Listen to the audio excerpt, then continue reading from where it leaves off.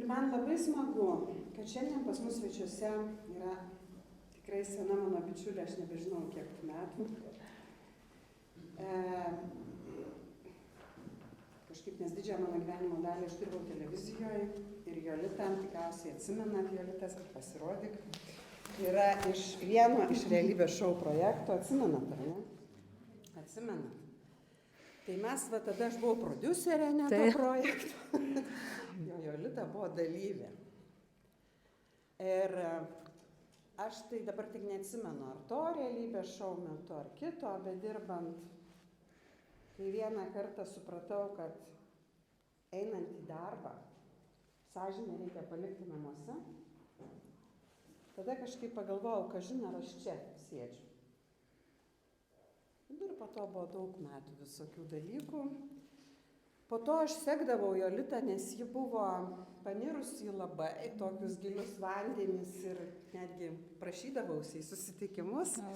Oi, tada reiškia kažkaip netikėtai visai, staiga aš ją sutikau tokioje vietoje, kur visai nesitikėjau pamatyti. Tačiau aš galvoju, kad aš neužimsiu laiko, nes iš tiesų, Jolita, žodis tau. Ačiū labai, kad esi pas mus. Tik prieš pradedant tau liudyti, mes kaip visada palaiminti. Negaliu neslėpti savo džiugesio, nes tiek daug žmonių matau vienoje vietoje, tiek daug sekančių Kristų, tikiuosi dauguma iš jūsų. Tai labai džiaugiuosi, ačiū labai Žydrei už pristatymą. Tikrai nesitikėjau, kad būtent jinai man paskambins, nes taip daug metų, aš pati daug metų po realybės šou dar dirbau televizijoje, kituose kanaluose ir likimas taip netikėtai vėl suvedė. Tema, aš manau, kaip pasipriešinti blogiui, tai turbūt pati geriausia tema šiomis dienomis, kokią tik įmanoma sugalvoti. Ir pats turbūt sunkiausias klausimas, kaip atskirti tą blogį, nes pasaulyje yra tiek daug pasiūlymų, tiek daug galimybių, kad mes net nežinom, kas yra gera, kas yra bloga. Ir kaip atskirti, kada einam su mikrofonu, gerai. Labai sunku susivokti, kada mes einam ar teisingų kelių, ar klaidingų kelių. Ir ypatingai, manau, šitas klausimas aktualus yra krikščionims. Ir ypatingai tie, kurie įtikėję ir juos ypatingai ta piktoji dvasia nori sugundyti, suvilioti ir atmesti nuo šito man ir visiems, manau, ir daugumai žmonių švento kelio. Bet aš norėčiau šiandien truputį pasidalinti savo istoriją, kaip aš kovojau su to blogiu, kaip patekau į tą blogio imperiją ir pati nesuvokdama, nesuprasdama, kaip buvau įviliota, labai toli, labai giliai nuėjusi, kaip patyriau, galima drąsiai dabar galiu pasakyti, pragaro būseną žmogaus kūne. Galbūt kai kurios vietos jums atrodys keistos, antgamtinės, todėl aš ne viską pasakysiu, jeigu kažkas po to norėsit, galima bus pakalbėti daugiau, nes ne visi dalykai yra žmogaus protų suprantami ir suvokiami, bet kadangi visi mes čia susirinkom, kurie suprantam dvasinį gyvenimą ir tikiuosi tiesiog išklausysit, o po to galėsim pakalbėti daugiau. Aš dvasiniu keliu einu, ko gero, nuo pat savo vaikystės, kiek aš save prisimenu. Pradžioje, aišku, pradžia buvo katalikybė, krikščionybė, aš buvau pakrikštyta, po to pirma komunija ir taip toliau. Bet dar ankstyvoje vaikystėje aš augau mažam miestelį, buvau labai nusivylusi kunigų. Tiesiog čia, manau, daug kas labai susiduria su tais dalykais, nes kiekvienas žmogus yra išbandomas. Aš manau, kad ir kunigai yra labai stipriai išbandomi ir už juos ypatingai šiais laikais reikia melstis, nes mums jie labai reikalingi. Bet tuo metu vaikystėje buvo ten keletą tokių įvykių, kurie man kaip vaikui labai sužeidė širdį ir aš atpuoliau nuo bažnyčios. Bet širdis buvo labai tuščia ir aš ieškojau vis tiek Dievo, jau nežinau, 10-12 metų, kiek ten man buvo, bet visą laiką ieškojau atsakymų. Ir paauglystėje jau pradėjau domėtis joga. irgi 14 man metų buvo, aš pradėjau skaityti knygas, tuo metu dar buvo jos tokios slaptos, tos jogos knygos rusų kalba ir skaičiau aš jas, domėjausi ir jau tada pradėjau po truputį praktikuoti. Vėliau įsitraukiau į krišnaizmą ir taip pat ten praleidau keletą metų. Paauglystėje dar buvau paviršutiniškai įsitraukus, vėliau jau kai buvau daugiau subrendusi, iki 30 metų ten buvau gan giliai įsitraukus, bent 3 metus intensyviai praktikavau krišnaizmą. Krišnaizmo neužteko, nes atėjo metas, kada pasijutau, kad ten Dievo aš nesurasiu, arba bent jau suradau, bet aš neva išaugau iš to ir tada ieškojau toliau. Įsitraukiau į hinduistinės praktikas, pradėjau važinėti į Indiją. Paraleliai aš dirbau televizijoje ir turėjau darbą, aš baigiau Vilniaus universitetą. Pasakysiu, kad suprastumėt, kad gyvenau adekvatų, normalų gyvenimą, kaip visi žmonės, dariau karjerą, baigiau mokslus, mokiausi Vilniaus universitete, baigiau ekonomikos fakultetą, įgijau gerą specialybę, dariau karjerą, dirbau televizijoje. Netgi buvau vienos televizijos kūrybos direktorė 7 metų ir ten man labai gerai sekėsi, bet širdis buvo visiškai tuščia, buvo labai sunku gyventi. Negalėjau suprasti, kodėl pasaulyje tiek daug blogio. Mes kaip ir gyvenom išoriškai labai nuostabų tokį gyvenimą, linksmą, daug linksmėmis, aš daug keliavau, daug važinėjau, bet širdis verkė nuolatos. Niekas negalėjo užpildyti jos, nei draugai, nei malonumai, nei santykiai. Aš vėliau ištekėjau apie 30 metų būdama ir vaikelio susilaukiau, išvykau į Daniją, mes gyvenome Danijoje keletą metų. Prieš tai aš gyvenau Amerikoje keletą metų ir ten irgi lakščiau, dirbau, užsidirbdavau daug pinigų, bet irgi niekur nesuradau ten taip pat laimės, nesuradau Dievą, nesuradau meilės. Ir visą laiką susidurdavau su tokiu žemišku, pasaulietišku blogiu.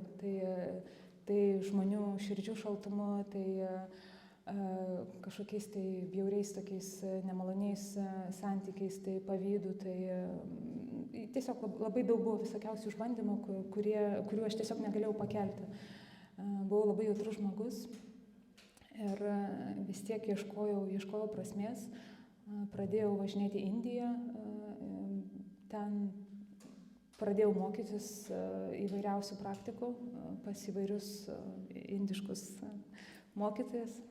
Labai žinomose mokyklose mokiausi Maisorio Aštanga jogos kaip Džai mokykloje, kuri yra pati žinomiausia turbūt jogos mokykla pasaulyje. Mokiausi Parmatniketano mokykloje. Rišikešė jums turbūt nieko nesako šitie pavadinimai, bet tiek aš žinot, tiem labai daug ką tai pasako.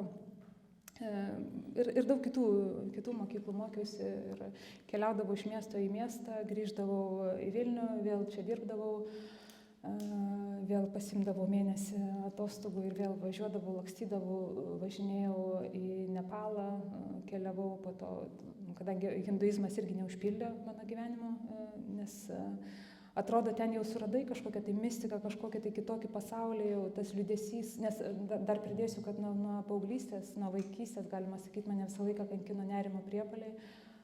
Kiekvieną rytą atsikeldavau su baisiu nerimu, labai sunku būdavo susitaikyti su realybė, atsikeli ir kažkas negera ant širdies ir kūnas visas dreba ir tu nenori susidurti šitą pasaulį, tu nenori čia gyventi, tau čia yra negera. Ir kaip jaunam žmogui tai labai buvo sunku pakelti tokį gyvenimą. Tai nuvažiavus į Indiją, aš pajutau, kad egzistuoja kažkoks kitas pasaulis, ne tik kaip knygose, aš buvau prisiskaičius įvairiausių knygų, įvairių šventų raštų, nekrikščioniško, aišku, ne mūsų Biblija.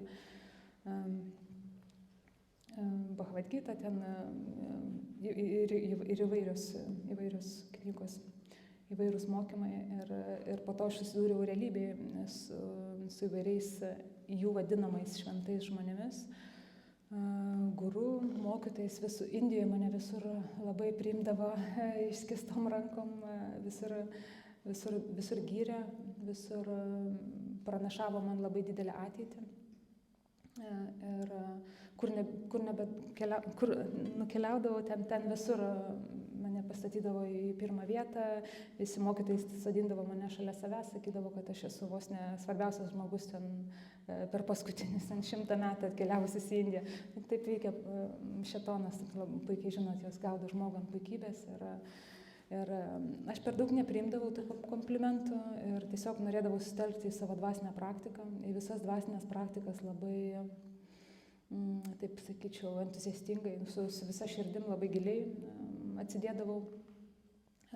Praktikos mano užimdavo po 8-10 valandų per dieną, keldavausi 4 ryto, atlikdavau visus ten kvėpavimo pratimus, arba kai buvau krišnaizme, ten čia pamalą, ten 16 ratų kalbėdavau ten ir įvairūs nusilenkimai, meditacijos labai ilgos, asanos jogos, irgi ten be galo, be krašto. Aš dabar, kai prisimenu, man taip savęs gaila, nes iš kur reikėjo tiek kantrybės turėti, tiek jėgų. Aišku, buvau tuos metus ir vegetarė, ir veganė, ir žaliavalgė, ir kas tik nori ten buvau. Grįždavau į Lietuvą, čia taip pat buvo begalybė visokių praktikų, pasiūla buvo didžiulė, išbandinėjau, kadangi ten neužsipildydavau iki galo ir tas Dievas vis tiek iki galo man būdavo neaiškus, nes kaip ir jau žinau, tarkim, tuo metu Buda, tarkim, Dievas mano yra ir aš jį seku ir jis yra mano mokytojas, bet iki galo vis tiek aš žinau, kad kažkas yra, kažkur čia ne pabaiga, čia yra negalas, nes tų dievų begalybė ir su kuo pasirinkti, su kuo būti, su šituo geriau, tada pasilieki su šituo, keletą metų praktikuoji vien tik tais tam tikrą kelią, tam tikrą mokymą. Tarkim, keletą metų buvau įsitraukus į Advaita Vedanta kelią, čia irgi tie, kurie domisi hinduizmu, tai labai gerai žino šitą kelią. Toks vienas iš, galima sakyti, laikomų aukščiausių sąmoningumo kely, savęs pažinimo kely, aukščiausių žinomų mokslų. Tuo metu man atrodė, kad visi šitie mokymai yra iš Dievo ir aš iš tikrųjų jausdavausi daug geriau. Tačiau visos tos praktikos turėjo tokį šalutinį poveikį, nes ateidavo laikas, tos praktikos duoda labai didelę ekstazę, labai tokius didelės dvasinės, ryškės labai dvasinės patirtis, kur tau atrodo, kad tu jau užčiuopei Dievą, tu jau pradėjai save suvokti,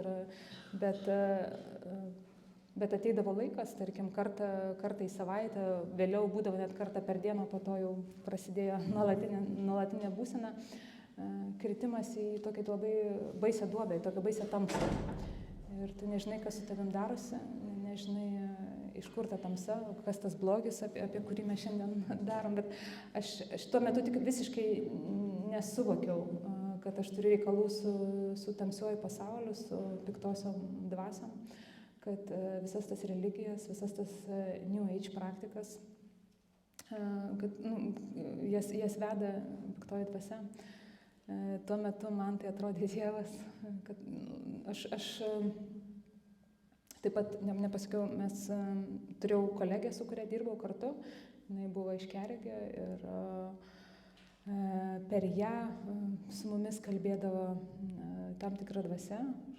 Dauguma žmonių to nežinojo, mes tiesiog gyvenom savo atskirą dvasinį gyvenimą ir ta dvasia mums davė labai daug įvairiausių nurodymų. Mes su ja tiesiogiai bendraudavom, girdėdavom jos balsą, jinai sakydavo mums, kas kokia liga serga, kas mintis duodavo mums įvairiausių atgamtinių galių, mes galėdavom girdėti žmonių mintis, pasakyti tam tikrą tikslę būseną.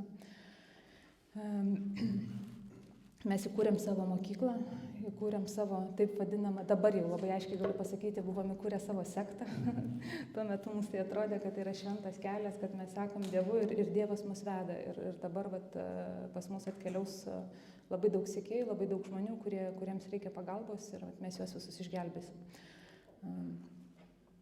Tos praktikos visos,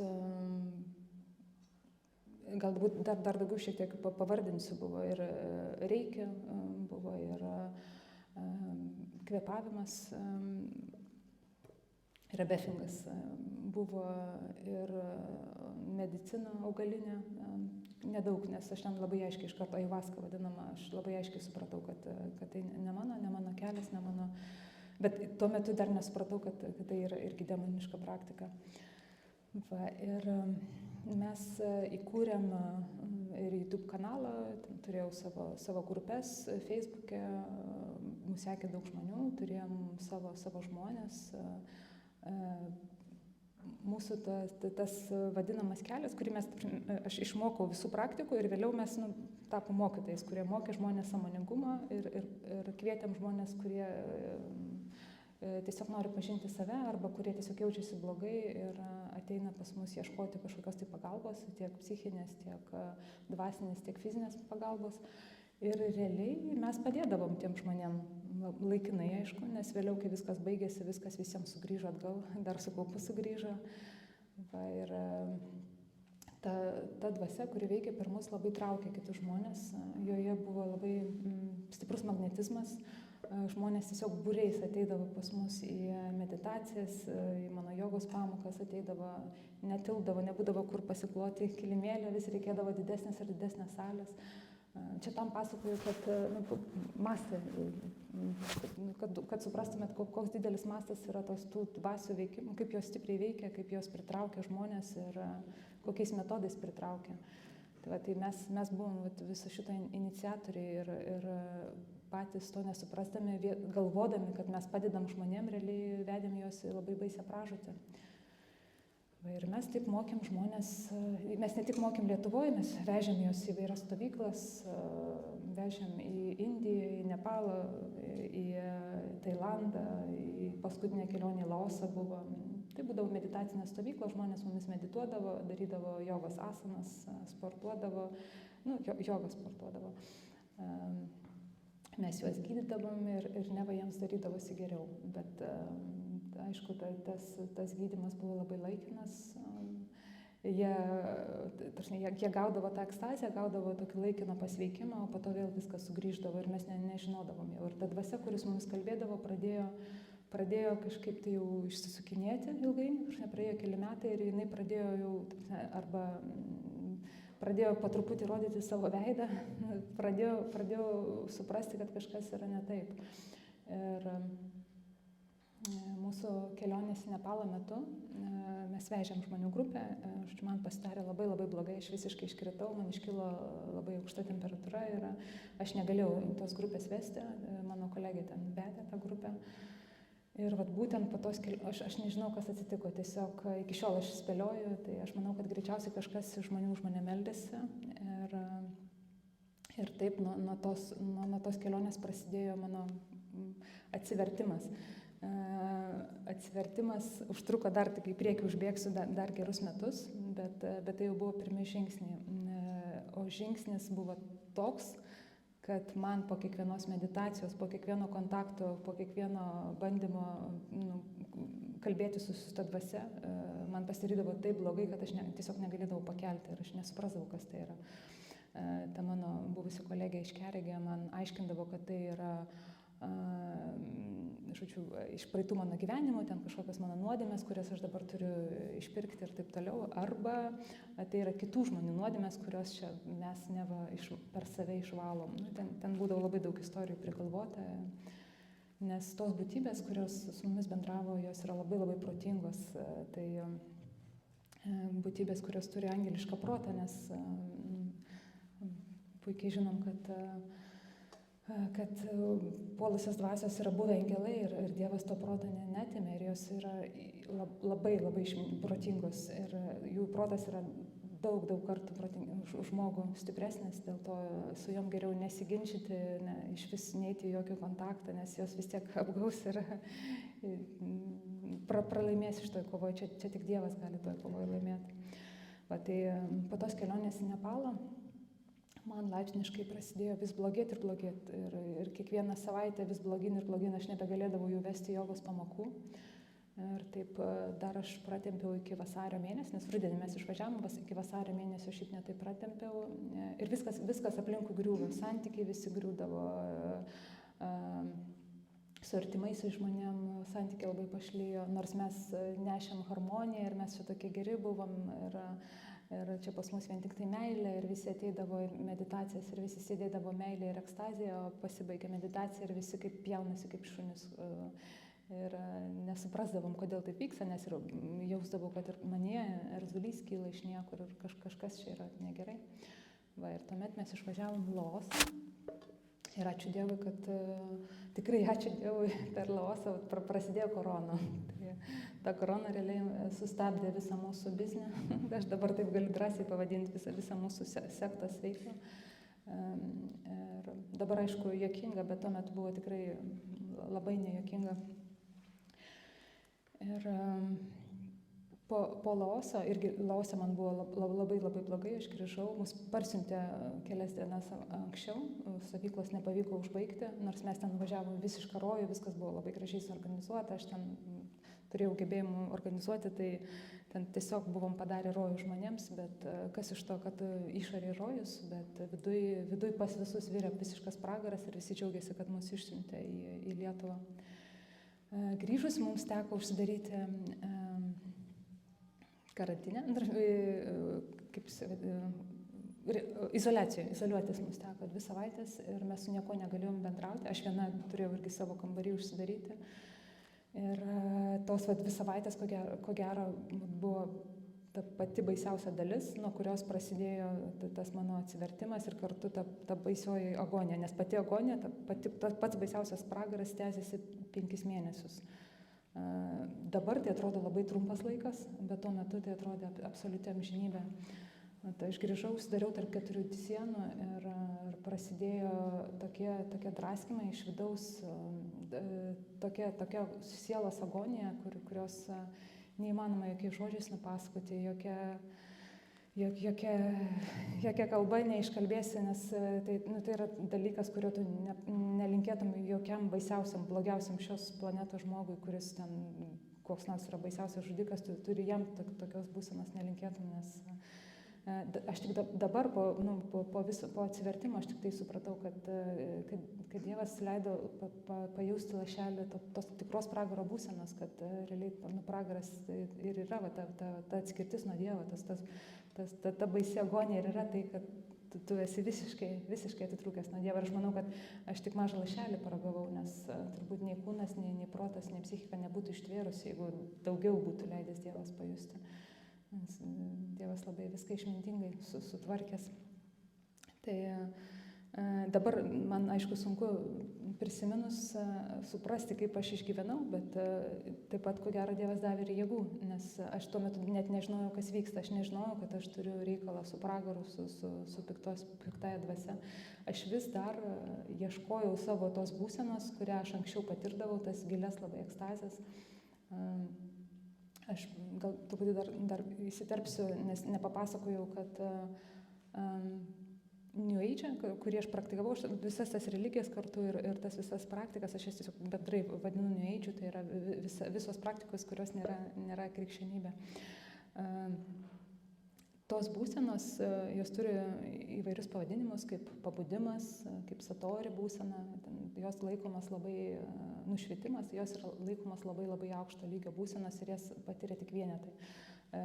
Piktoji dvasia leido man patirti šitas visas būsenas, kurios man leido pasijusti kaip Dievas, kaip Dievu, nes tos dvasios tikslas ir yra įrodyti žmogui, kad jis yra Dievo vietoje. Jis pati nori būti, aišku, Dievo vietoje, bet ir žmogui įtikina, kad jisai nupultų iš savo puikybės, jisai nupultų ir pražūtų. Tai dėl to iš tokių didelių ekstazių ir tas nežmoniškai didelis skirtumas, jisai, tai tiesiog galima išprotėti, kad tu ką tik jautėsi Dievas, o dabar tu esi pragare. Ir tas 2 savaitės aš nežinojau, ką man daryti, nes ta būsena dar yra bloga tuo, kad tu prarandi bet kokią viltį. Jeigu Dievas yra tikėjimas, viltis ir meilė, toj būsenai nėra nei lašelio vilties, nei lašelio meilės, nei lašelio tikėjimo. Tu neturi jokio, tu niekaip nesivili, tu net neįsivaizduoji, kad tau galima prašyti pagalbos, nes tau užkirstas visas bet koks matymas. Tu tiesiog esi toj būsenai kaip amžiams, tarsi pražuvęs amžiams ir tau net mintis neteina, kad galėtų tau kas nors padėti. Tu kenti ir viskas ir tiesiog degi toje agonijoje. Ir kažkokiu tai, nežinau, kas, gal koks angelas sargas pakuždėjo, aš prisiminiau, kad aš anksčiau keletą kartų eidavau medituoti į Šventosios Dvasios vienuolyną ir ten yra kankinių, lietuvių kankinių relikvijos ir aš ten nuėjau, šiaip ne taip, ten galima sakyti, nušliaužiau. Aišku, kūnas ir psichika priešinosi, nes kadangi buvau, galima sakyti, apsėsta, netgi taip galėčiau pasakyti, piktosios dvasios, kurią aš pati savo laisvą valią įsileidau, to nesuvokdama. Bet aš vis tiek ten nuėjau ir ten kažkas atsitiko. Man ten būdėjęs žmogus leido prisiliesti prie relikvijų, aš net nesupratau, tarsi man tai atrodė kažkas baisaus svetimo ir aš taip, bet iš kitos pusės man buvo labai labai blogai. Ir Dievas greičiausiai tuo metu palėtė mano širdį, aš labai ilgai verkiau, sėdėjau ten, verkiau valandas ir pradėjau vaikščioti ten, vaikščiojau kiekvienas pamaldas, į rytinės, į liturgijas, į vakarinės. Man reikėdavo važiuoti pusę valandos į vieną pusę, bet aš ir ryte pirmyn atgal važinėdavau, vakare važiuodavau, dirbti jokio darbo aš negalėjau. Tuomet buvau visiškai be pinigų. Prieš tai, kol buvau New Age, ten mes užsidirdavom daug tūkstančių per mėnesį, ten net neverta skaičiuoti, nes labai daug žmonių pas mus ateidavo. Ir dabar staiga aš lieku visiškai be pajamų. Bet tuomet aš net negalvojau, kadangi aš dar turėjau santaupų šiek tiek, tai man tas nebuvo taip svarbu, bet vėliau, aišku, po to ten papasakosiu dar. Ir aš pradėjau vaikščioti į tas mišias ir verkti. Verkiau, kol vienuoliai ten atkreipė mane dėmesį ir paklausė, vienas jų vyriausias vienuolis paklausė, kas tu tokia, iš kur tu čia, ką tu čia veiki. Sako, gal tu nori pakalbėti, ir aš ten verkiau ir sakau, taip, noriu pakalbėti, mes su juo pakalbėjom. Aš jam neišdaviau, kad aš užsiimu šitam praktikom, nes kažkas neleido iš vidaus, matyt, piktoji dvasia ta pati neleido prisipažinti. Bet jisai greičiausiai iš karto suprato. Aš tik pasakiau, kad mane naktim kankina, kad man labai bloga. Ir jisai, manau, kad iš karto suprato, jis man davė rožinį ir aš pradėjau kalbėti ir pasakė, nuo šiol aš už tave melsiuos. O tu kalbėk rožinį, Jėzaus maldą. Ir aš kalbėjau Jėzaus maldą. Viešpatie Jėzau Kristau, pasigailėk manęs. Ir nesustodama aš ją kalbėdavau. Man leido eiti komunijos ir aš kiekvieną dieną eidavau komunijos. Ir va čia prasidėjo didžiausi stebuklai. Taip, dabar aišku tikrai juokinga, bet, ir dabar nejuokinga, bet po kiekvienos komunijos aš grįždavau namo ir prasidėdavo baisus egzorcizmo seansai. Mane pradėjo tos dvasios fiziškai kankinti, jos trenkdavo mane ant žemės, tampydavo už rankų, už kojų ir aš niekam negalėjau papasakoti, nežinojau, kad niekas nepatikės, niekas manęs nesupras, aš nežinodavau, kas tai yra. Dar tuo metu nesupratau, kad tai yra tiesiog demonai, bet tas vykdavo kiekvieną kartą po komunijos ir aš supratau, kad tai veikia. Ir aš pradėjau eiti ir nepraleisti nė vienos komunijos. Iš vienos pusės labai didelis buvo pasipriešinimas eiti į bažnyčią. Ir nepasitikėjau tais vienuoliais, nes galvodavau, ką jie ten išmano, jie nė karto net Indijoje nebuvę. Bet kartu kažkas stūmė. Taip ir buvo, aš su tokia karūna atėjau į bažnyčią, kad žiūrėjau į kiekvieną tą tarnautoją bažnyčios kaip ir su meilė, bet ta meilė tai iš puikybės pusės, kur vargšas jis nežino ten ir taip toliau. Tikrai tos praktikos mane buvo pripildę tiek daug puikybės, kad baisu net prisiminti. Ir nepasitikėjau tais vienuoliais, nes galvodavau, čia mano energija atims, nes mes buvom tos ideologijos pilni, prigrūstas buvo protas ir dvasia. Bet tas vyriausias vienuolis, aš nežinau, kiek pas jį kantrybės ir kiek aš jam aiškindavau ten savo teorijas ir su didžiausia kantrybė nieko man neaiškino, nieko man nesakė, kad tai yra blogai, jis tiesiog meldėsi už mane, meldėsi. Ir taip, kuo daugiau meldėsi, man atrodė, kad tuo baisiau mane puola demonai, bet kartu ir atsiplėšia kažkas tai man po truputėlį pradėjo lengvėti. Ir aš jau pradėjau galvoti, kad galbūt visgi Kristus yra Dievas. Nes aš pažinojau Kristų iš vaikystės ir aš jį mylėjau, bet jis man buvo vienas iš dievų, tikrai nebuvo svarbiausias. Aš jo ikonėlę irgi tarp visų būdų būdavau pasistačius ir jis ten ir jam nusilenkdavau, bet jisai buvo tiesiog kaip graži figūrėlė, bet jokių būdų ne kaip vienintelis Dievas. Va, ir tada po 5 mėnesių aš vėl koronos dėka mes turėjom išsikraustyti iš savo studijos, kurią tuščią laikėm ten 5 mėnesius, nes neleido, niekur negalėjo, visos sporto salės, viskas buvo uždaryta ir jogos studijos visos buvo uždarytos. Mes tiesiog turėjom išsinešti daiktus, nes mes jos nenaudojom. Ta studija mes buvom gavę nemokamai, mes viską gaudavom nemokamai, nes šėtonas parūpindavo viskuom. Tiesiog dovanodavo dovanas, ten be galo, be krašto, kur tik nori nuveždavo, ką tik nori padovanodavo. Studiją nemokamai, tu tik daryk ir vesk žmonės iš kelio. Va, tai mes turėjom išsikraustyti ir man teko vėl susidurti su savo buvusią kolegę. Ir jinai man, nurodė vieną žmogų, kur neva jis galėtų man padėti, nes aš vis dar nebuvau atsivertusi, bet dar abejojau, kur man eiti, vis liktai dar noriu sugrįžti, bet kartu ir žinau, kad man čia jau yra daug geriau šitoje bažnyčioje. Ir mane įkalbėjo susitikti su to žmogu. Čia irgi detalių net nepasakosiu, bet nutiko taip, kad prieš tai užmiršau pasakyti labai svarbų dalyką. Prieš tą susitikimą aš nuvažiavau į Kauną. Kaune ten yra irgi tokia stebuklinga ikona, Surdeigio Dievo motinos ikona. Aš apie ją sužinojau, kad prie jos vyksta labai daug stebuklų, kad aklieji ten išgyja ir taip toliau. Aš nuvažiavau pas ją ir meldžiausi. Ir meldžiausi, parkritau ant kelių ir tiesiog sakiau, Dievo motina, tai aš nebegaliu daugiau. Dievo motiną aš iki galo tuo metu nesuvokiau, aš ją prisiminiau iš vaikystės kaip labai šviesą būtybę, kaip savo mamą, netgi aš ją laikydavau vaikystę, aš prisiminiau santykį iš vaikystės su Dievo motina, bet kai buvau neįdžia, man Dievo motina buvo kažkas nesuvokiamo, bet aš jos jokių būdų neatmesdavau, bet kartu ir nesuprasdavau, kas jinai yra, nes kaip ir jeigu aš pripažįstu jos egzistavimą, tada žlunga visos mano religijos, nes jinai kalba apie vienintelį Dievo sūnų, apie pasaulio pabaigą, jinai kalba apie pragarą, kažkokį teismą, nes aš buvau skaičius įvairius apreiškimus, Fatimas Dievo motina ten ir taip toliau. Ir aš ją tiesiog taip jinai buvo kažkur pas mane stalčiui, bet taip, aš jos kaip ir bijodavau, bet kartu ir žinojau, kad aš esu per viduj, kažkaip tai žinojau, kad aš esu per bloga su ja bendrauti, aš neverta su ja kalbėti, bet ir kartu jos ir nepripažindavau kaip New Agerė, nes jinai yra ne mano religijos, ne mano kelio. Va, ir aš tada labai prašiau Dievo motinos, nežinau, kiek praklupėjau ir pasakiau, kad aš nebeištversiu.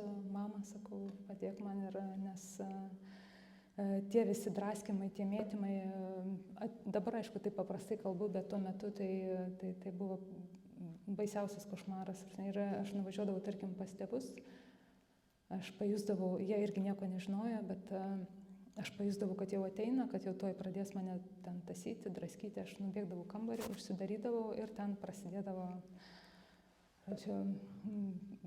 visokie dalykai. Tai, iš esmės tai mane tiesiog tasydavo tos dvasios ir iš vidaus, ir iš išorės.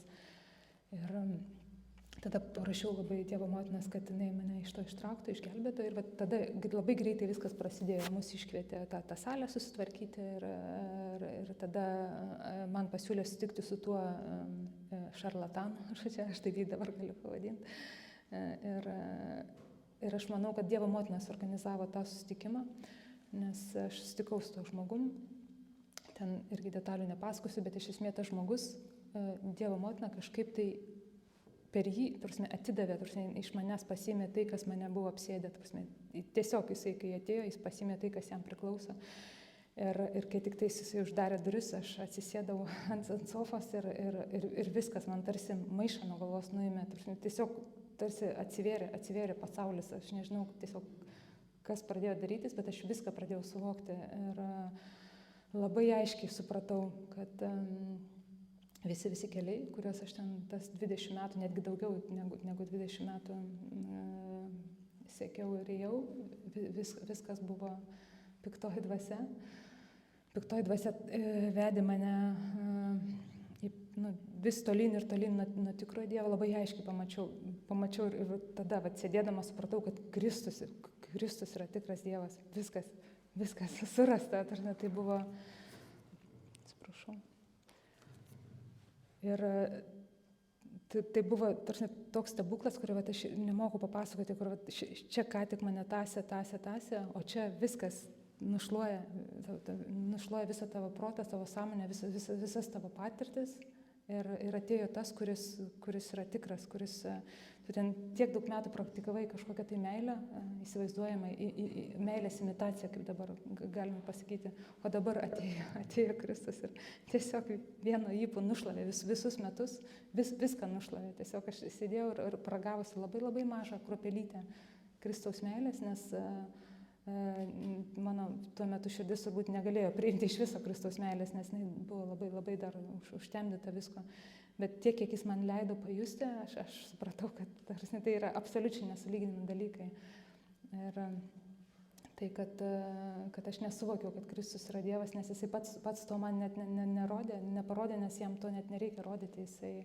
Jis yra visagalis, jis yra antipuikybė, jam nereikia pasipuikuoti, kad jis mane gelbėjo, kad jisai mane visus šitos metus prižiūrėjo, kad jisai visą laiką mane globojo, netgi kai aš buvau neištikima jam su visom šyvom, su Krišnom, su visom jogom.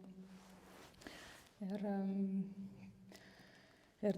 tada ir buvo tas pirmasis atsivertimas, tai labai stiprus buvo atsivertimas. Man sugriuvo visas pasaulis, bet gerąja prasme, sugriuvo senasis pasaulis ir susidėliojo visą puzlę. Aš prisiminiau visus įvykius per tas keletą valandų, aš sėdėjau tiesiog ir man prisiminiau visas smulkiausias detalės, kur ir kaip piktasis mane norėjo, kokius žmonės per mane, kaip norėjo suklaidinti, kaip jisai veikia, kaip jo tikslas buvo sužlugdyti mane ir labai daug žmonių tame tarpe. Taip pat pamačiau, kaip Kristus mane gelbėjo kiekvienam žingsnį, per pačias pavojingiausias gyvenimo situacijas, per ligas, per labai pavojingus įvykius Indijoje, kur teko tokius patirti keletą tokių sunkių susidūrimų su žmonėm. Ten manęs vos neužpuolė, ten ir Indijoje gan pavojinga, aš daugumą atveju viena važinėdavau su traukiniais po keletą parų. Vaikštinėjau po džiunglės viena dažnai ir taip toliau. Bet buvau kvaila, aišku, nes labai pasitikėjau savim, nes galvojau, kad mane šyva saugo, aš vos nedeivė vaikštau per miškus savo realiai. Tai ačiū Dievui, Kristus tą mano kvailumą kažkaip prižiūrėjo ir gelbėjo mane kiekvienam žingsnyje. Ir paskui tęsėsi atsivertimas, tai nebuvo lengvas kelias, po atsivertimo labai sukilo kiti jausmai, labai supykau, labai jaučiausi išduota, jaučiausi apvogta, labai stipriai jaučiau labai didelę gėdą prieš kitus žmonės, kad aš juos apgaudinėjau, nes labai aiškiai pamačiau, kad visa tai, ką mes darėm, buvo baisi apgaulė. Kiekviena praktika, kiekvienas ypatingai, tie patys stipriausi taškai, į kuriuos mes vedėm žmonės, viskas buvo melas. Ir ką dabar daryti, nes pati esu visiškai silpna, dar ant kojų nepastoviu, kūnas visiškai sugriuvo, nes aš nutraukiau daryti jogą, ir nors kūnas buvo labai ištreniruotas tuo metu, nes aš po daug valandų kasdieną praktikuodavau, bet kažkodėl tą dieną, kai aš atsisakiau, ištryniau visas savo grupės, ištryniau visus savo video, bet su nieko nekalbėjau, nes tiesa, kai aš jau po Laoso grįžau, buvo tos 2 savaitės, aš nutraukiau bet kokį bendravimą, aš užsidariau savį ir užblokavau, atsijungiau nuo Facebooko ir buvau visiškai nepasiekiama niekam, nes tiesiog buvau tokioje būsenoje, kad negalėjau su nieko bendrauti. Ir dabar aš turėjau viską ištrinti, viską, ką buvau bent jau materialia prasme sukūrusi visus, nes buvau prikūrusi labai daug video apie sąmoningumą, apie savo praktikas, apie jogą. Viską ištryniau ir kūnas mano visiškai subirėjo. Tas, kuris buvo ištreniruotas, tas, kuris buvo labai stiprus ir energingas ir ten patirdavo visokias ekstazijas, tą pačią sekundę, kai atsitraukė ta dvasia, ta jogos dvasia, kūnas visiškai subirėjo, stuburas subirėjo, neturėjau energijos, visiškai atėmė, nes paskui aš irgi labai aiškiai supratau, aš dar po to klausiausi begalybę kitų žmonių liudijimų atsivertusi jogų ir ieškojau paaiškinimo ir viskas sutapo su mano pačios išgyvenimais. Labai aiškiai pamačiau, kad per jogą veikia irgi tas pats, daug ten ir labai skirtingi tie demonai, bet būtent piktoji dvasia veikia. Ir jinai tą visą stiprumą, tą atsipalaidavimą, visą tą kūno tonusą palaiko iš žmogaus paties resursų. Ir tai jinai išnaudoja tą ekstazę irgi tą patiria žmogus būtent iš savo paties resursų, tarsi tu valgytum narkotikus ir po to tau athodas, kaip sakoma. Ir kūnas pasirodo, kūno tas gera savijauta nuo jogos yra tik imitacija. Ir tai buvo ne tik mano draugės irgi kai kurios uždarė net savo studijas jogos irgi atsivertė, nemažai mano draugų po to atsivertė. Lygiai tas pats buvo visiems subirėjo stuburai. Per vieną dieną, tarsi paskui reikėjo apie pusę metų atsistatyti, bet paskui per Kristų, per komuniją, per sakramentus mes išnyko ne tik šitos, labai sustiprėjo kūnas, bet ir šiaip daug kitų negalavimų, kaip migrena, daug visokių negalavimų išnyko. Tai irgi labai aiškiai pamačiau aš pirmą, kad tik tai Kristus gali gydyti, kad tik tai Kristus yra vienintelė jėga, kad nereikia jokios jogos. Aišku, galima sportuoti, galima daryti pratimus, bet jokių būdų nesusijęti su jokiom dvasiom, nes joga yra jungtis, netgi išvertus į lietuvių kalbą, joga reiškia jungtis. Ir tuo metu mums aiškindavo, kad tai yra jungtis aukščiausioje. Bet paskui labai aiškiai pamačiau, kad tas aukščiausias tai yra šėtonas, būtent jisai yra Dievo vietoje, to aukščiausio vietoje. Ir mes realiai darydami tos visus ir netgi saulės nusilenkimus ir visas praktikas, lenkiesi saulė, kiekvieną dieną yra sun salutation, yra saulės pasveikinimas. Kiekvieną dieną lenkiesi stabai, lenkiesi Dievo kūriniui, kuris yra saulė ir tu garbini jį kaip Dievą. Ir jau čia paslėpta yra dalis, kurią žmogus net nesupranta. Jis sako, aš darau tik tai fizinius pratimus, nieko daugiau. O realiai tu garbini kitas dievybės, nes kiekviena asana yra tam tikros dievybės forma. Ir mes darydami tam tikrą asaną imituojam tam tikrą dievybę. Ir patys net nesuprantam, kad įsileidžiam tos dievybės dvasią į save, nes jeigu reikia labai tiksliai padaryti. Tai trumpai, čia matau, kad liko 3 minutės. Tai apie jogą neįsiplėsiu, nes daug labai galėčiau pasakyti. Bet kelias po to dar keletą noriu žodžių pasakyti, tas gijimas, jisai vyko dar ilgai. Kristų viskas pripažinau kaip tikrą Dievą, bet atsikratyti tos dvasios dar labai ilgai mane kankino, po truputį. Nebuvo tokių jau priepuolių, niekas manęs nebetasydavo, bet tos visos dievybės, su kuriuom aš buvau susirišusi, jos taip lengvai nepaleido ir netgi atsivertus, manau, kad vyko labai didelė kova už mano dvasią ir tik tai Kristaus pagalba, pavyko nugalėti. Dar praėjo geri metai laiko, kol aš atsikračiau visų tų dvasių. Ir mano draugai, kurie atsivertė, irgi pasakojo, kad kadangi aš esu stačiatikė, nes mane stačiatikė atvertė, bet nemažai mano draugų katalikai, kurie atsivertė ir buvo pas katalikus, nes jų artimieji katalikai ir taip toliau. Tai pasakojo, kad egzorcistai katalikų net sakė, kad po tokių praktikų, sako, mažiausiai 10 metų reikia įsikapstyti, nes labai sunku. Bet kažkokiu tai stebuklu, nežinau, Dievas manęs pasigailėjo ir aš gan greitai įsikapščiau. Ir iki šiol kiekvieną dieną einu į liturgiją, kiekvieną dieną, jau 5 metai priimu komuniją, kiekvieną mielą dieną. Nes kadangi pamačiau, kas yra ten, ir aš nebenoriu ten grįžti, ir pasaulis visiškai pasikeitė, visai kitą prasmę įgijo. aišku, mano svajonė, jeigu Dievas leis, baisu, aišku, įvardinti garsiai, bet mane labai traukia vienuolinis kelias, bet aš turiu dar nepilnametį sūnų, todėl negaliu ten eiti. Bet ką noriu pasakyti, kad labai stipriai pasikeičia pasaulėžiūra. Pasaulis pasidaro visai kitą prasme įgyja. Visi malonūs dalykai, jais galima džiaugtis, bet jų tikslas jau nebe tas ir viskas jau tu žinai, tu pamatai, kas yra ten, tu pamatai, koks yra pragaras ir ten nieku gyvu nebenorėsi sugrįžti, tai darysi viską šitam pasauliui, kad tu net mažos pusės, dalies šito, ką patyriau, netektų patirti. Aišku, atsivertimas tikrai negarantuoja nuopuolį, nes aš nežinau, piktoji dvasia yra labai gudri, jinai bet kada galima vėl nupulti, bet aš tikiuosi ir labai tikiu, kad Kristus nebeleis daugiau nupulti. Ir dėl to aš laikausi įsikibus komunijos, laikausi sakramento.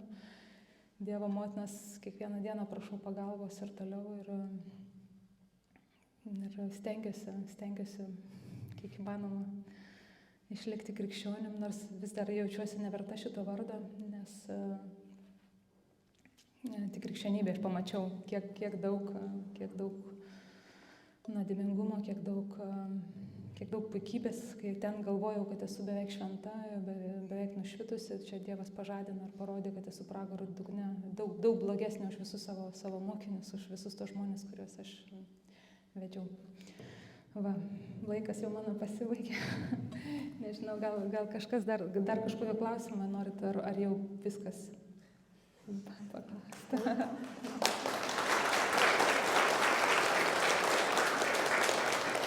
Kadangi aš bliaunu, tai man nereikia mikrofono. Tai gal jūs turite klausimą?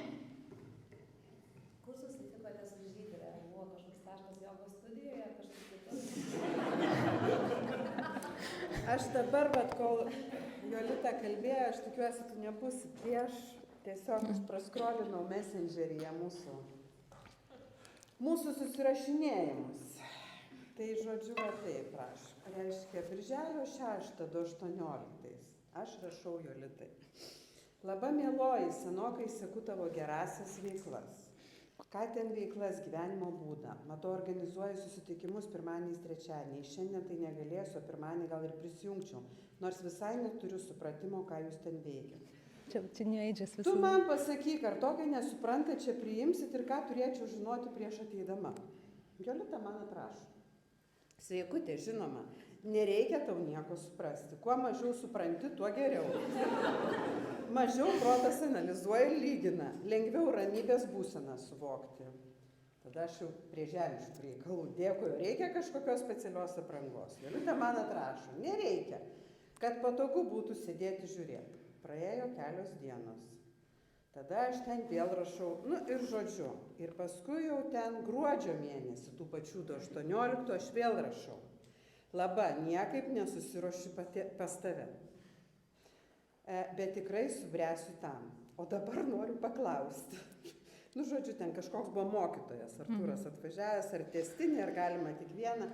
Žodžiu, tai vyko mūsų, Tokia, bet manau, kad tave Dievas apsaugojo, kad tu pas mane atėjai. Tai visiškai apsaugojo Dievas. Aš ko dėl to čia dabar sėdėjau ir bliogu už to didelio dėkingumo. Tai čia tokia mūsų istorija, mes susitikom, tai koks tas buvo realybės šou, aš tarp jų visų nebūsiu. Baras buvo, o po to Domus galerija buvo. Žodžiu, buvo baras toks, Palangoj toks. Buvo baras, čia buvo labai seniai. Ir Jolita buvo, aš prodiusavau tą vieną projektą, o Jolita buvo dalyvė. Tai čia buvo mūsų pats pirmas susitikimas. Čia prieš 24 metus buvo. O paskui čia prasidėjo taip įdomus tokie dalykai. Ir iš tiesų, kaip aš pamačiau Jolitą, nes aš nueinu į tą vienuolyną. Aš nueinu prie tų religijų, kažkodėl man ten labai gera būna. Ir staiga aš tai vieną kartą einu ir man net akys atšoko, paskui užsirišus galvoju, ne, kaip ką jinai čia daro dabar. Bet galvoju, netrukdys, aš dar taip pasiekiu iš paskos. Juk mūsų bažnyčiose mes būtinai turim galvą užsidengti. Jo, ir galvoju, ką jinai čia daro dabar taip kažkaip. Ir po to žiūriu, kad čia labai gražus dalykai yra prasidėję. Tai čia, žodžiu, čia yra mūsų kelias, bet gal jūs turit klausimą dar. Taip, oi, kiek, nu. Kas draugiai, jūsų tai draugiai iš Aiškelgiai, kaip jie žiūrėjo į tą jūsų procesą, kas jie? Nu, aš vėliau labai aiškiai supratau, kad jinai suprato, ką jinai daro, kad jinai dirba su piktąja dvasia. Jinai nuo pat pradžių šitą žinojo. Tai mūsų keliai tiesiog tuo momentu ir išsiskyrė. Mes daugiau niekada su ja nebendravom. Jinai bandė, aišku, su manim kontaktuoti, aš užblokavau, nes mano dvasios tėvas man taip patarė, kad nutraukti bet kokį ryšį ir kontaktą. Kiek žinau, jinai toliau dirba su tai žmonėm. Bet, tarsi tie, kurie ten labai mažai pasieliko žmonių, bet viens po kito, dar visai nesiniai dar viena moteris pas mane atėjo, nežinojusi, kad mes atsiskyrę. Ir po to, kai aš metai laiko, kai aš jau pradėjau bendrauti su visais žmonėm ir tie žmonės, mano buvę mokiniai, atėjo, aš juos pamačius tiesiog verkiau, nes jie atrodė taip baisiai, visi su panikos atakom, visi labai baisiom būsenom, bijo apsikabinti, bijo akis pasižiūrėti, jie buvo taip nusivažiavę, taip, piktoji dvasia buvo taip juos nualinusi, kad tiesiog sėdėjau ir verkiau ir paskui sekė ilgas darbas, labai gal pusę metų, gal su kuriais gal metai, kol pamažu priėmė Kristų, kol paskui tik atsivertė, nes piktoji dvasia labai ilgai nepaleidžia.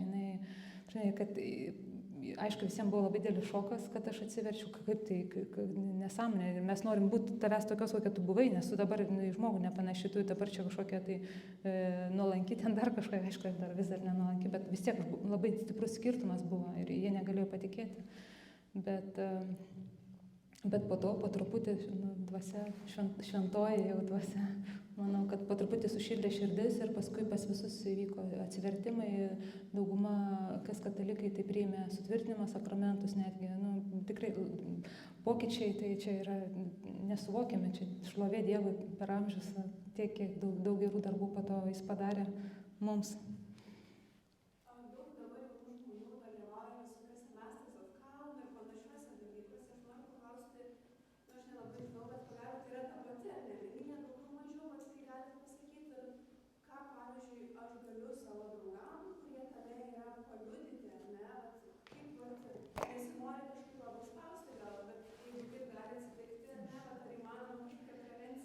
Masters of Calm labai gerai žinau jos organizatorius, pati ten esu dalyvavusi daug kartų ir aišku, ten yra visiškas blogis, ten nesurasit krikščionių, tikrai ne vieno, ten visiškas velnynas, kurie labai atrodo labai gražiai, labai harmoningai, labai nuostabiai ir labai nutraukia žmonės tos praktikos.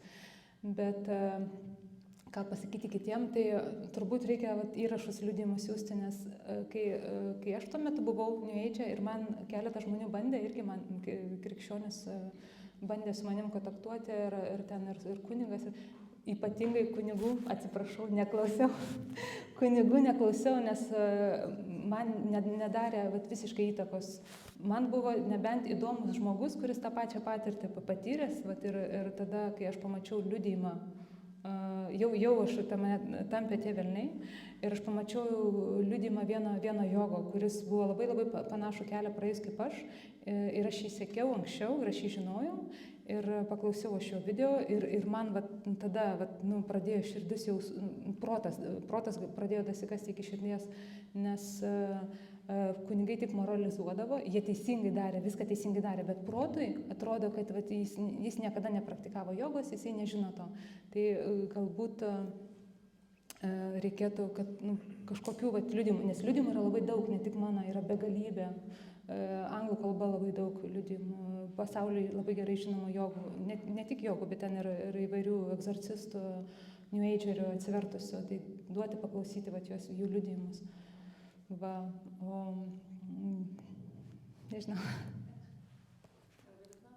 Čia dabar. Jūs pati minėjot, kad jūs labai daug sekė, jūs buvot žinoma po varoštį iš tiesų ir jaunų žmonių turbūt ir atsimena ir matė ir dabar turbūt jūs sieja, nes ir straipsniai, aš mačiau žurnaluose apie jūsų jogos praktikas, nemanot, jūs sakėt, bendravot su savo sekėjais, jie atsivertė, jie pasuko kitų kelių, šiaip praėjo tas visus išbandymus, bet nemanot, kad yra joga šiais laikais, šiomis dienomis taip yra trendinanti ta kryptis, kad yra tūkstančiai, kurie toliau to praktikuoja, nemanot, kad šviesti reikėtų ne tik tai saviškius? Aš šviečiu ne tik saviškius, aš išleidau, tas mano pirmas liudijimas, tarp kitko, sulaukė daug populiarumo, tarsi Lietuvos mastais, ten beveik 40 000 peržiūrų dvasiniam pasauliu, čia yra didelis labai skaičius, nes niekas dvasiniam pasauliu tiek daug nežiūri.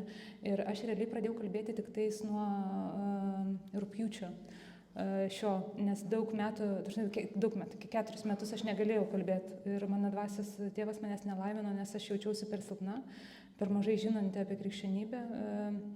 Jeigu aš ten labai buvau gerai pasikaušiusi ten, tai aš negalėjau apginti, o kadangi aš paskui jau, kai jau atsivertinėjau, dar tos pusę metų, aš dieną naktį, va tos 4 metus iki šiol aš skaitau šventųjų tėvų mokymus, Bibliją daug kartų nuolatos ir aišku, dėl tų visų žmonių aš iki šiol labai stipriai išgyvenu. Aš tikiu, kad Dievas man atleido, nes išpažinau šitą visą kaip nuodėmę, bet aš iki gyvenimo galo melsiuosi už tos žmonės ir iki šiol meldžiuosi. Ir tos maldos gražina tos žmonės, nes labai keista, meldiesi, matei, atėjo kažkas į galvą, tu meldiesi, tau už kelių dienų tas žmogus parašo, kur tu dingai, Jolita? Ir aš taip, ir viskas, ir mes pradam bendrauti, ir tas žmogus jau meta ten kažką, ką bedaręs. Ir dabar, bet mano dar tik tais 4, gal į alfa kursą, 4 kartą tik tais aš per visą, 3 kartas netgi tik tai, kada aš pradėjau išeiti ir kalbėti, nes jaučiuosi sutvirtėjus ir jau gavau palaiminimą iš dvasios tėvo. Nes vienas dar dalykas yra, kai kalbi apie šitos dalykus, piktasis labai pyksta ir labai daug išbandymo yra ir labai daug puolimo, labai sulaukia labai daug negatyvios reakcijos. Artimi, netgi mano draugai buvę, ten siūlė man beprotnamį užsidaryti ir visokiausių bjauriausių žodžių prirašė, kad aš ten užduščiau, išprotėščiau ir taip toliau, ir visokių grasinimų susilaukiau. Vakar labai baisaus laiško iš moters vienos susilaukiau, kuri man visko prigrasino. Bet čia šėtonas veikia, aš net nekaltinu tų žmonių. Tai dar reikia dar labai reikia aiškiai suprasti, kad aš susilauksiu labai dėlių pasipriešinimo. Tai vien tame reikia kaupti stiprybę, bet aišku, ta stiprybė tik iš Kristaus, nes jaučiuosi po to, jau to liudijimo, jau kai galėjau pirmą kartą kalbėti ir rašiau tą savo video, jaučiau, kad Dievas labai globoja ir visos tos atakos net iš artimų žmonių kažkaip net nežeidžia. Aiškiai supranti, tai yra piktosios dvasios darbas ir viskas. O anksčiau būčiau verkusi, ten visas akis išverkusi, kad man taip pasakė mano draugai, ir kad taip atstūmė. Yra labai daug padėkų, labai gražių. Mažai kas nori kalbėti viešai, tai man prirašė begalybę žinučių, kur padėjo tas video atsivertimo, kurie atsivertė, kurie sugrįžo į bažnyčią. Galbūt ne taip ten stipriai, bet vis tiek žingsnis po žingsnio. Tai aš labai tikiuosi gerais Dievo darbais. Ačiū labai. Aš jau žiūriu laikrodį, aš suprantu, kad klausimų begalės yra. Ir dabar, Jolita, kai tu sakei, kad nori įrašyti tai, ką tu šiandien liudysi, taip lyg ir nuspėjai ir pasufleravai tokią mintį, kad bus norinčių pasidalinti, gauti šitą liudijimą dar kartą.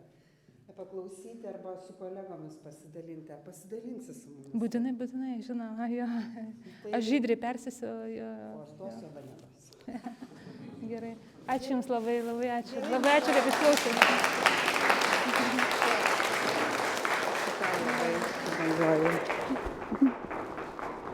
Labai.